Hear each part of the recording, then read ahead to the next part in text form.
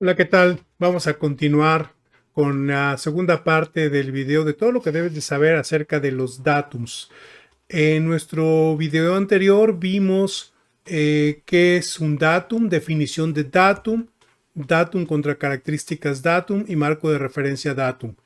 Te voy a dejar el enlace en la parte superior para que tú puedas consultar este video si todavía aún no lo has visto.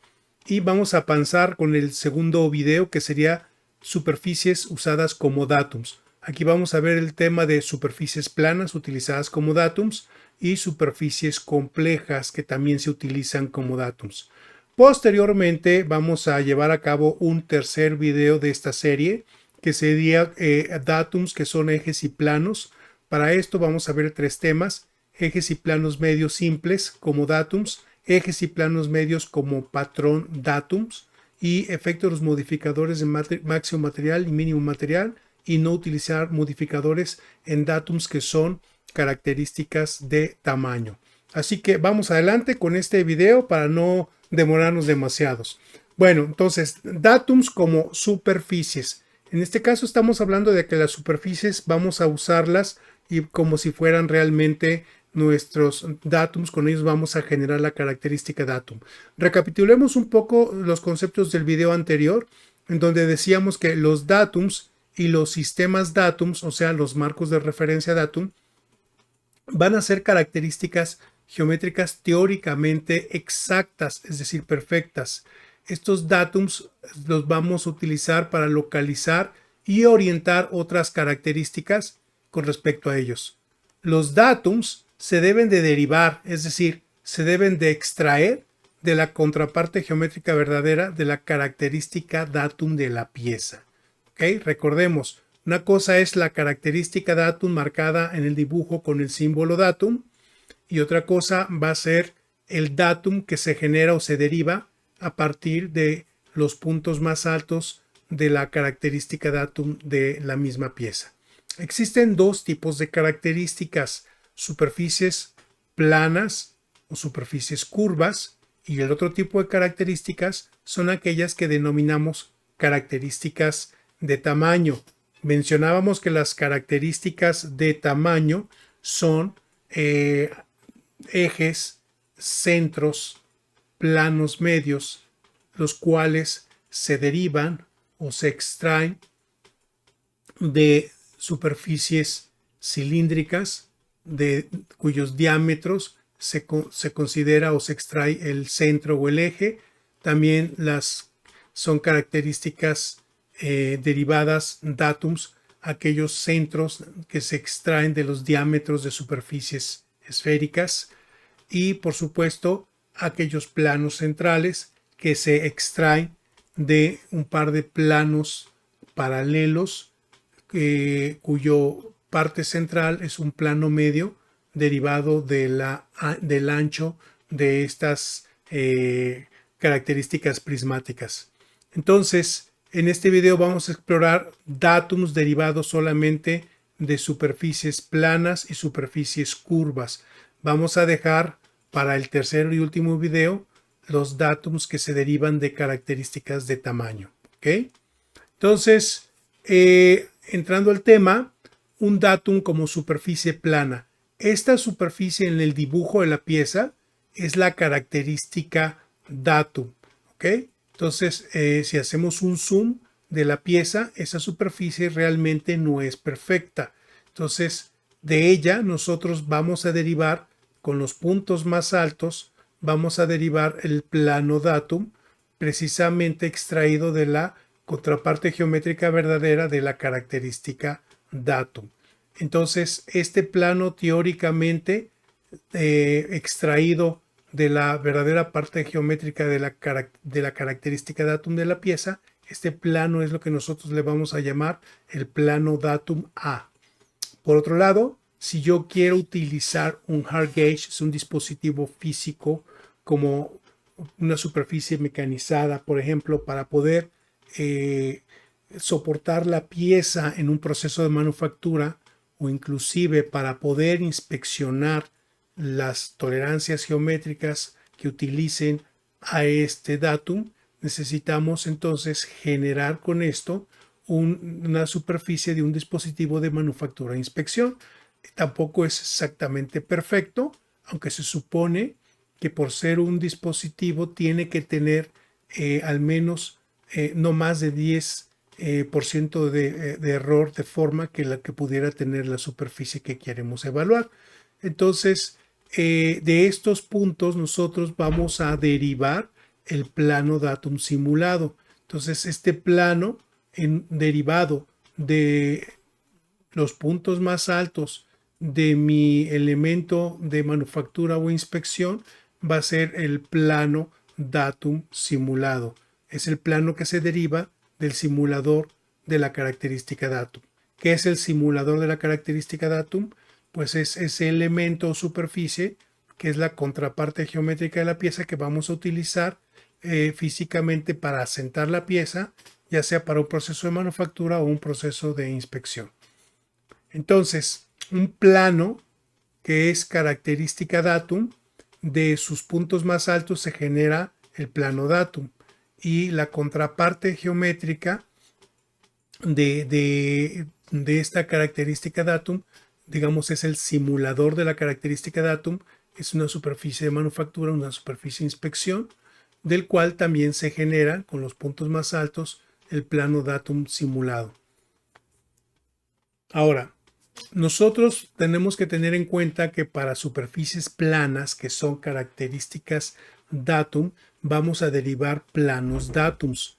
El plano datum primario, por ejemplo, para fabricar los agujeros, queremos controlar la posición de los ejes y utilizaremos este marco de referencias o este marco de datums. Entonces, este conjunto de planos que se van a formar van a ser nuestro sistema de datums que vamos a utilizar para poder localizar y orientar correctamente estos ejes. Vamos a pensar, nada más para darle un poco de contexto a este problema, que los ejes de estos agujeros deben de quedar perpendiculares a la superficie de ensamble. Supongamos que esta es la estructura de la máquina donde esta chumacera se va a ensamblar. Entonces es necesario que los ejes que yo vaya a fabricar me queden perpendiculares a esta cara, que es la cara de ensamble, para evitar que si los agujeros quedaran chuecos, pues evitaríamos que los tornillos barrerían la rosca de la máquina, que es donde la pieza se ensambla. Por esa razón, un requerimiento funcional es que estos ejes tienen que estar perpendiculares a la cara de ensamble, que es la cara inferior. Entonces, otra condición sería adicional que la estructura de la máquina debería de cargar los esfuerzos de torsión o de operación de la chumacera y no así los tornillos. Entonces los tornillos solamente estarían diseñados para evitar que la pieza se pudiera levantar. Entonces es necesario también como requerimiento funcional asegurar que la chumacera haga contacto con estas dos superficies de la estructura de la máquina para que ellas sean las que mantengan la pieza en la orientación y en la posición correcta, evitando que la pieza se pudiera mover durante la operación. Entonces vamos a tener que ocupar esta superficie inferior, de ella vamos a tener que generar nuestro datum primario, pero como la superficie inferior es una superficie plana, entonces la contraparte geométrica tendría que ser otra superficie plana. Entonces digamos que de los puntos más altos de esta característica de la pieza vamos a generar un plano datum. Entonces esta característica de la pieza tiene que estar designada como datum. Para alguna cuestión se le llamó datum D, la letra no importa.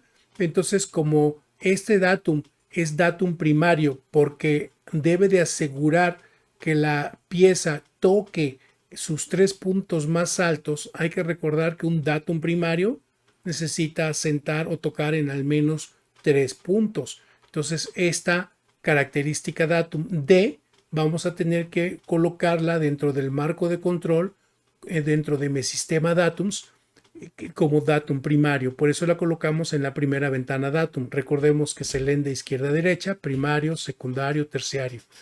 Ahora, necesitamos escoger de estas dos superficies, cualquiera de ellas, es decir, esta o esta, como datum secundario y la última como datum terciario. Tomamos la superficie más larga y entonces la vamos a designar como datum E. Entonces, esta será nuestro datum secundario en mi sistema de referencias, que lo vamos a colocar aquí posteriormente al datum D.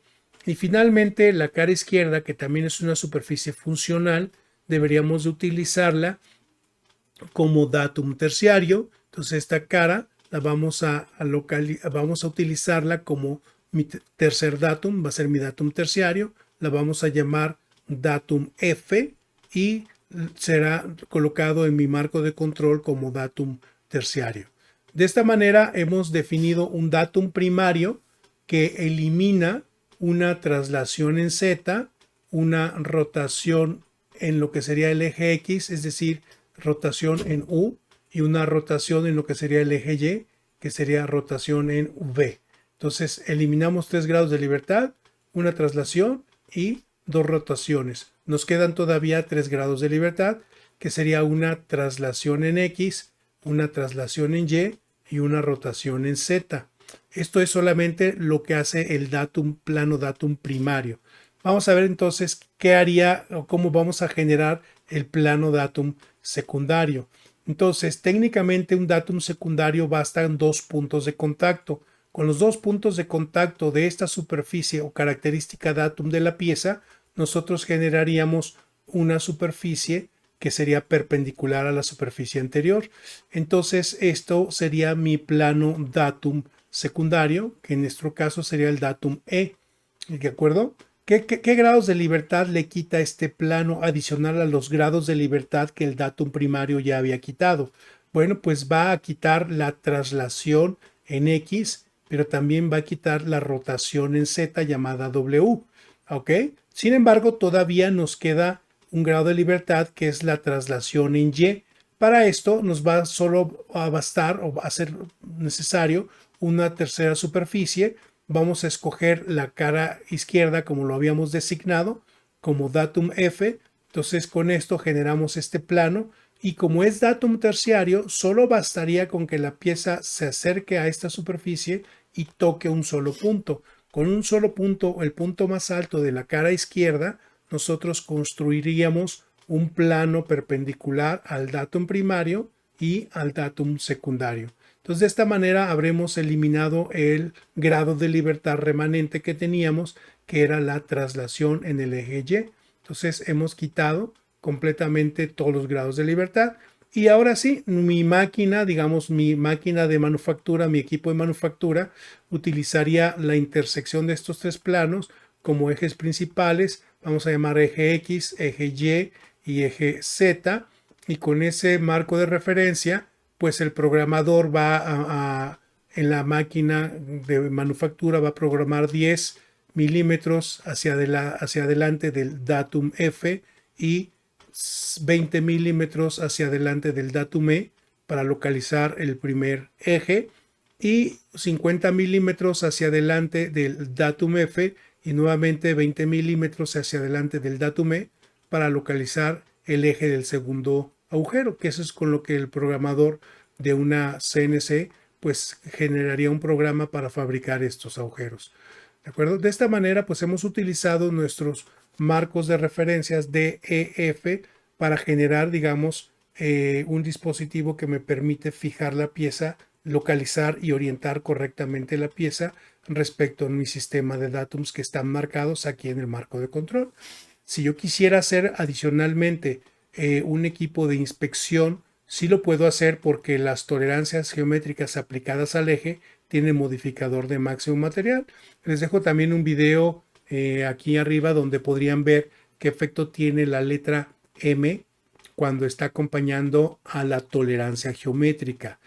Cosa distinta que cuando acompaña a un datum.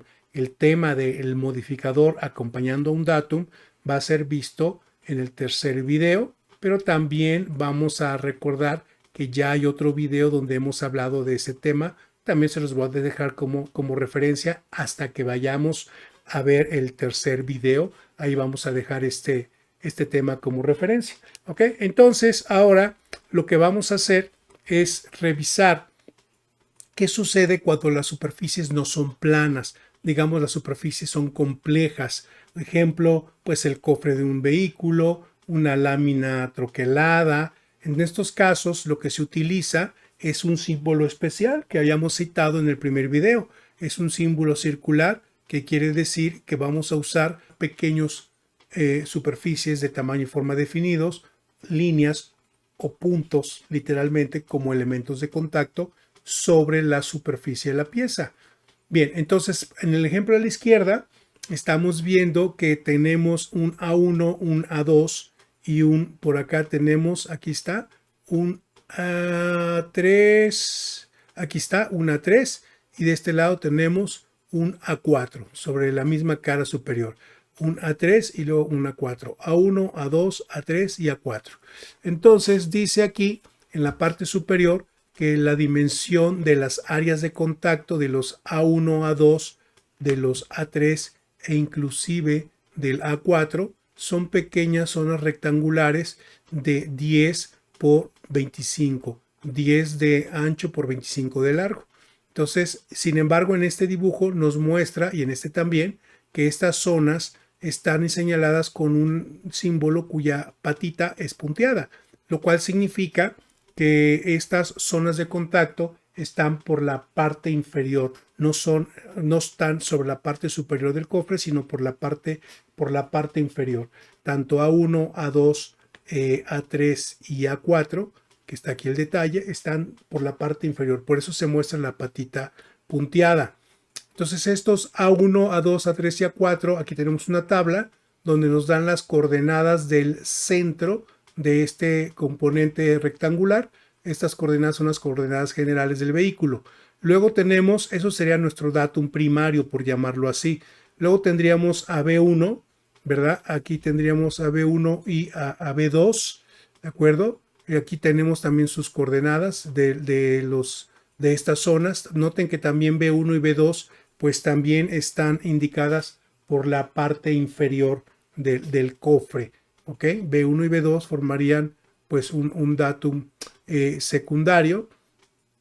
Sin embargo, vamos ahorita a revisar estos marcos de control para entender que tanto los A's como los B's, todos ellos en realidad están formando un datum primario. Ahorita entramos en detalle sobre esta parte, ¿no?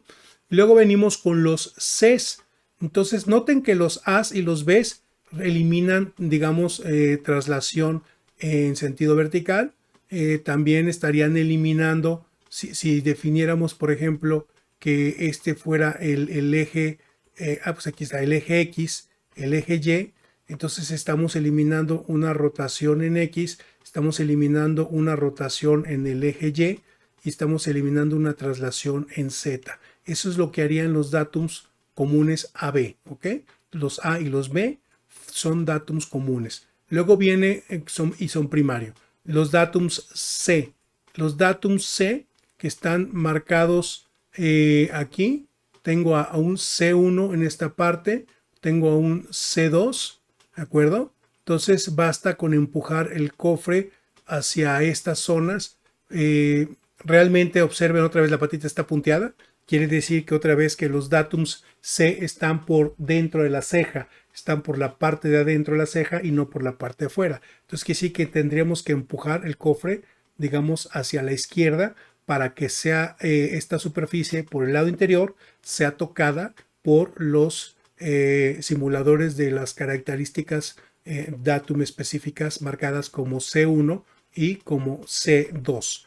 ¿De acuerdo? Estarían sobre esta ceja por el lado interior. Y luego estaríamos hablando, claro, los datum C serían los secundarios, y luego estaríamos hablando del datum D. El datum D está aquí, igual la patita está punteada, significa lo mismo, quiere decir que el datum D está por la parte de adentro de la ceja y no por la parte exterior de la ceja. Entonces aquí tenemos a D, D1 solamente haría falta esta D1 para empujar el cofre hacia atrás y hacerla que toque aquí. Entonces, en pocas palabras, tendríamos 1, 2, 3, 4, 5, 6 zonas como datum primario y tendríamos 2 zonas como datum secundario y una zona como datum terciario. Los datums secundarios son pequeños rectángulos que miden 5 de ancho por 25 de largo, ambos los datum C, y el datum D es un pequeño rectángulo que mide 5 de ancho por 30 de largo. Entonces, de esta manera estamos utilizando para una superficie compleja, estamos utilizando el concepto de datums específicos. En este caso, los datums específicos están controlando pequeñas porciones de superficie cuyo tamaño y forma están definidos dentro de los mismos símbolos. Mencionábamos que aquí este símbolo A-B significa datum común. Entonces quiere decir que en común los A y los B forman un solo datum para restringir, digamos, los grados de libertad de lo que sería el equivalente a un datum primario. La F es otro tema diferente, significa estado libre. También por ahí tengo un video que habla sobre estado libre, lo dejo también en la caja de comentarios y también lo voy a dejar en la caja de comentarios, pero también lo voy a dejar en la parte superior como un enlace para que lo puedan revisar el concepto de lo que es estado libre. Muy bien, entonces es otro ejemplo muy similar que está aquí a la derecha. También nos está diciendo que tenemos a los datums A1, aquí está, A2, A3, A4, tendríamos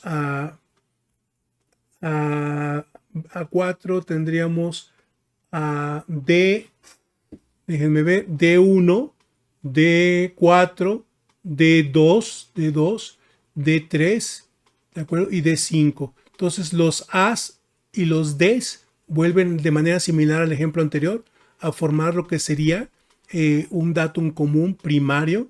La F ya sabemos, significa que hay que medir esto en estado libre. Luego los B serían aquí, de este lado, en esta parte, en esta ceja, B1 y B2 serían datum secundario. Y finalmente el C de este lado, en esta ceja, también por la parte de afuera, sería un datum terciario. ¿Okay? Entonces, de esta manera estamos nosotros definiendo los marcos de referencia o el sistema de datums que se utilizan en estos marcos de control, y en el dibujo estamos indicando con los símbolos de datums específicos cuáles son las zonas de contacto. En estos ejemplos, en los dos ejemplos, las zonas de contacto, repito, son superficies cuyo tamaño y forma ya están definidas dentro de los mismos símbolos, ¿no? Cuando no viene la definición marcada como aquí, cosa que acá sí viene marcada la definición, entonces, por ejemplo, los A's y los D's son superficies. Los B's y los C's son puntos, porque solamente me marca una X. Quiere decir que los B's y los C's son puntos. Entonces, el simulador de un datum B y un datum C tienen que ser pernos con punta esférica. Es decir, tenemos que tocar con superficies esféricas en el B2, en el B1 y en el C1. En cambio, tenemos que tocar con superficies circulares en los datums C. Por supuesto, en los datums A y en los datums D, perdón. Por supuesto, estas dimensiones estarán indicadas en alguna nota del dibujo para indicar de qué tamaño son estas zonas de contacto, aunque también pudimos haber marcado de manera similar a como se marca aquí, de qué tamaño serían estos diámetros, ¿no? Se pondría diámetro fulano para los A's, para los D's, y de esa manera también podría quedar completamente definido.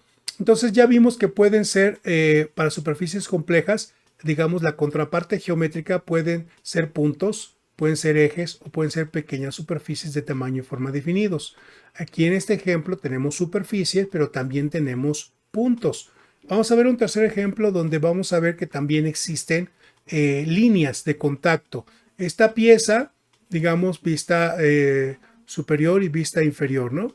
O vista frontal y vista inferior. Aquí tengo a un A1, un A2 y un A3. Nuevamente me dice que son, los veo aquí otra vez, y aquí me dice que A1, A2 y A3 realmente son puntos, porque el símbolo es contacto en este pequeño punto. Noten que A1, A2 y A3 están marcados en esta vista, están marcados como con el indicador en línea punteada, que significa que están en la parte posterior de la pieza. No están en la parte frontal, sino están en la parte posterior. El hecho de que sean X las marcas que se hacen sobre la superficie de la pieza significa que el simulador datum son pequeños pernitos de punta esférica, A1, A2 y por aquí estaría escondido el A3. Entonces sobre esos tres pequeños pernitos de punta esférica va a descansar nuestra superficie A, va a descansar en esos pequeños pernitos. Luego vemos entonces, bueno, ¿qué grados de libertad le quita? Le quita la traslación en Z, Z es un punto que sale de aquí hacia nosotros en esta vista, le quita la rotación en X y le quita la rotación en Y. Esos tres puntos quitan esos 3 grados de libertad. Sin embargo, todavía la pieza se puede deslizar o trasladar a lo largo de X, a lo largo de Y, y también sobre este punto la pieza podría girar sobre el eje Z. Entonces vamos a ver que ahora tenemos los datums B1 y B2. Si se dan cuenta, el símbolo son líneas, y si lo vemos en la vista inferior, otra vez B1 y B2 son líneas. Entonces quiere decir que son dos líneas a 45 grados.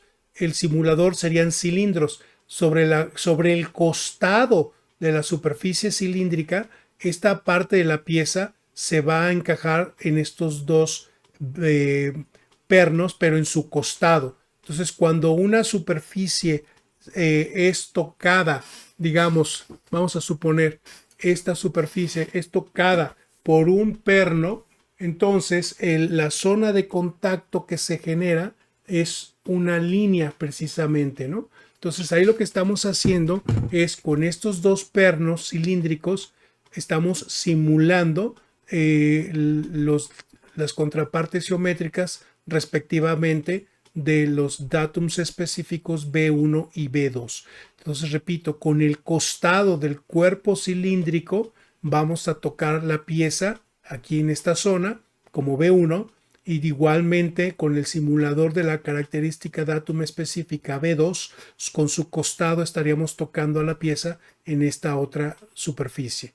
¿Qué hicimos? Encajamos la pieza ahí sobre esos dos pernos y entonces le quitamos la traslación en X y le quitamos la traslación en Y. Todavía la pieza podría girar en el eje Z que sale de este punto hacia nosotros.